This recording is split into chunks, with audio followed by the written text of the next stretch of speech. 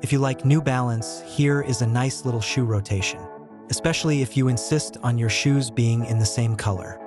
I keep it simple because I have a slightly different approach to what a shoe rotation is or should be. Rebel V4 as a daily trainer.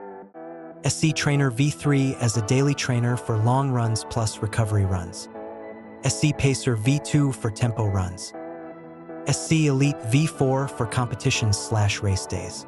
But something that surprises me when we talk about a shoe rotation. I am often asked which shoe rotation is the best.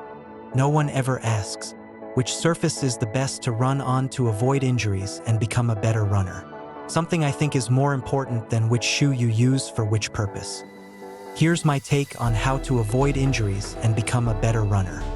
My approach has always been to run as many kilometers as possible per week and at the same time be able to recover from them. And here it has been important to vary it on different surfaces. There is nothing special about this at all, it's just completely old school, but I just experience a lot of people don't do it. But my secret weapon to becoming a better runner is, I have a rule: it is not allowed for me to use my car in my city. So I've bought the biggest hiking backpack you can possibly get to carry all my stuff home. If you have a lot of kilos on your back and walk fast, it can be equivalent to running 15 kilometers an hour.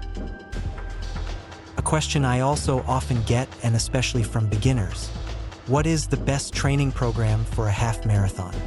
My answer is always, if you want to try to achieve the very best time, the absolute best training for a beginner is to train as a triathlete, because you can get many more training hours per week and at the same time minimize the risk of injury. I would argue that most people would be able to run 10 kilometers under 40 minutes if they trained that way.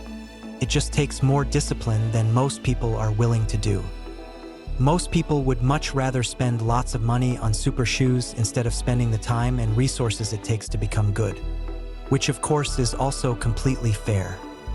We just have to remember, no super shoe can beat the right training, diet, and sleep. The shoes play a very small role compared to the other three things.